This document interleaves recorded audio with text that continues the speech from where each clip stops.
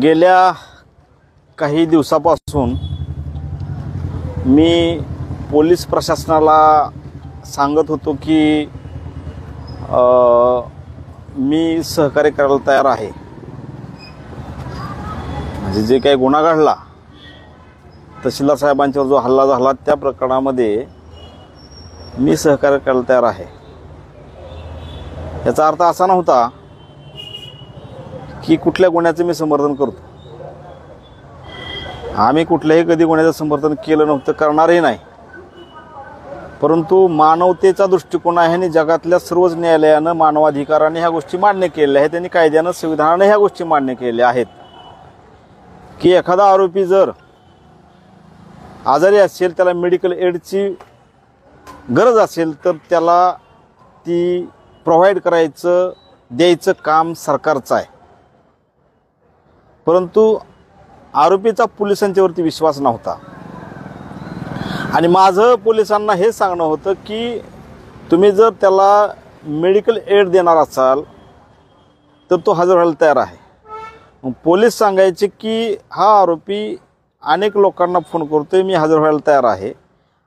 मलाही फोन येतोय, म्हणजे कोकणे साहेबांनी सांगितले की मलाही फोन येतोय। काल रात्री मला उशिरा शिवाजी एकाडे याचा फोन आला होता आणि त्या फोनमध्ये त्यांनी सांगितलं की मी PI साहेबांशी बोललेलो आहे, पण मला ते विश्वास नाही, तुम्ही असाल तर मी येईन, मी हजर होईन। मी या काही दिवसामध्ये ॲडिशनल SP असतील, PI असतील, अनेक पोलीस कर्मचारी असतील, यांना वारंवार सांगतोय की तो हजर व्हायचं म्हणतोय, त्याची तब्येत ठीक नाही, त्यालाही जाणीव आलेली आहे की आपलं आयुष्य जादा राहिलेलं नाही असं त्याला वाटतंय, त्याच्यामुळे तो हजर व्हायला तयार आहे। मी ॲडिशनल SPला बोललो मागच्या वेळेस, ते म्हणले की आम्ही कारवाई करू, तुमच्या मदतीची आम्हाला काही गरज नाही। ठीक आहे, ओके, काय माझी हरकत नाही। कदाचित त्यांना असं वाटत असेल की आम्ही एवढे मोठे सिंगम अधिकारी आहोत, मग आमचं श्रेय, अरे ह्या श्रेयासाठी विषय नाही रे, हा माणुसकीचा दृष्टिकोन आहे। पोलीस अधिकाऱ्यांनी हे गोष्ट लक्षात ठेवली पाहिजे, माझी हिस्ट्री घेतली पाहिजे पोलिसांनी, अधिकाऱ्यांनी, खास करून अधिकाऱ्यांनी, की मी कधीही कुठल्या प्रसंगामध्ये अन्यायाची भूमिका किंवा गुन्हेगाराला वाचवायची भूमिका घेतलेली नाही।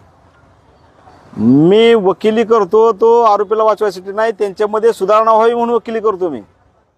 आतापर्यंत माझ्याकडे जेवढे लोक आले त्याला कधीही मी कुठल्या गुन्ह्याला प्रोत्साहन दिलं नाही किंवा त्याने गुन्हा करावा म्हणून वारंवार करावा म्हणून प्रोत्साहन दिलं नाही। जर तसं कोणी केलं तर मी त्याचं परत वकीलपत्रही घेतलं नाही। पण हे जी काही थोडीशी काही ॲटिट्यूड आहे, तुमच्याकडे काय ॲटिट्यूड आहे, तुम्ही काय लायकीचे आहात अधिकारी, सगळेच नाही, काही अधिकारी चांगले बी आहेत, परंतु तुमचे तोंड सगळी घाणीनं भरले आहेत, किती खाताय सगळ्याला माहिती आहे। आणि माझ्यासारख्या माणसावरती तुम्ही म्हणजे डोक्यात काय असेल तुमच्या पूर्वग्रह तर ते काढून टाका। मला तुमच्याबद्दल काय पूर्वग्रह नाही, पण असेल तर मला काय त्याची भीती नाही। लहानपणापासून आम्ही याच गोष्टी करत आलेलो आहे। पण जर परिवर्तन होत असेल कोणाच्यामध्ये तर आपण ते ॲक्सेप्ट केलं पाहिजे, स्वीकारलं पाहिजे, संधी दिली पाहिजे। आता या गुन्ह्यामध्ये पोलिसांना जी कारवाई करायची ती कायदेशीर कारवाई करावी, त्यांच्या तपासामध्ये काय निष्पन्न होईल त्यानुसार। मी काय ह्या केसमध्ये वकील नाही, फक्त माझा रोल आहे की त्याला मेडिकल ट्रीटमेंट आरोपीला मिळावी। बाकी त्यानं गुन्हा केला नाही केला, पोलिसाचं तपास करतील, चार्जशीट पाठवतील, ट्रायल होईल, कोर्ट निर्णय देईल, याच्याशी माझा काही कन्सर्न नाही, काही संबंध नाही। आणि या केसमधून जे काही लोक ऐकतायत यांनी लक्षात घ्यावं, खास करून तरुणांनी, बेरोजगारांनी, की तुम्ही थोडं विचार करा, गुन्हेगारी प्रवृत्तीकडं किंवा गुन्हेगारी क्षेत्राकडे आपण नाही वळलं पाहिजे। त्याचा शेवट, त्याचा अंत आहे तो वाईट आहे। आतापर्यंत अनेक गुन्हेगार आले गेले, त्याचा अंत, शेवट जो आहे तो खूप वाईट आहे। तुमचा वापर कोण करत असेल, कुठला नेता वापर करत असेल, कोणी अधिकारी वापर करत असेल, पैसे घेत असतील, तर ह्या सगळ्या गोष्टी सोडून द्या। हे खूप म्हणजे हे चांगल्या गोष्टी नाहीत। समाजाच्या दृष्टिकोनातून, सर्वसामान्य लोकांच्या दृष्टिकोनातून ह्या गोष्टी वाईट आहेत। लोकांना नाहक त्रास होतो, ह्या गोष्टीपासून आपण अलिप्त राहिलं पाहिजे। कुठल्याही नेत्यानं आपला वापर करायचा प्रयत्न केला, उद्या मी असेल राहुल मखरे आणि मी कुणाचा वापर करायचा प्रयत्न केला तर मला स्पष्ट नकार दिला पाहिजे की नाही, हे आम्ही तुम्ही स्वतःच्या फायद्यासाठी, राजकारणासाठी किंवा पैसे कमावण्यासाठी तुम्ही करताय, आम्ही तुम्हाला सहकार्य करणार नाही. हे वाळूचे धंदे किंवा हे जे काही 2 नंबर धंदे आहेत, काही पोलीस अधिकाऱ्यांना पैसे मिळतात, काही नेते असतील काय ह्याच्या मागं. आता त्याचं म्हणणं आहे आरोपीचं की मी बऱ्याच गोष्टी बाहेर काढेन, बऱ्याच गोष्टी माझ्याकडे आहेत पोलिसांच्या. पोलीस कदाचित त्याच्यामुळेच त्याला हजर होऊ नये किंवा काही टाळाटाळ करत असावेत, त्याची त्यांनाच कल्पना असेल. आता आम्ही कोर्टात त्याला आरोपीला हजर केलं आहे. कोर्टानं थोड्या वेळाने ऑर्डर करेल, दवाखाना मेडिकल एड मिळेल, आम्ही त्याची मागणी केली आहे. त्या गोष्टी होतील. मेहरबान कोर्ट न्यायालयावरती, न्यायव्यवस्थे जे इंडिपेंडन्स आहे त्याच्यावरती आमचा विश्वास आहे.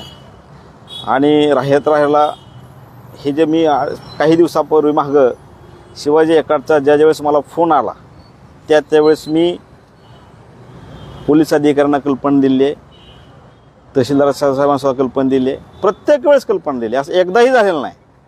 कदाचित असं लोकांचा समज होऊ शकतो की अरे राहुल मखरेने मागं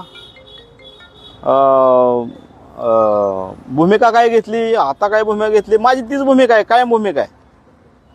माझ्या भूमिकेत कुठलाही बदल नाही. मी कुठल्याही आरोपीला पाठीशी कधी घातलेलं नव्हतं, भविष्यातही घालणार नाही.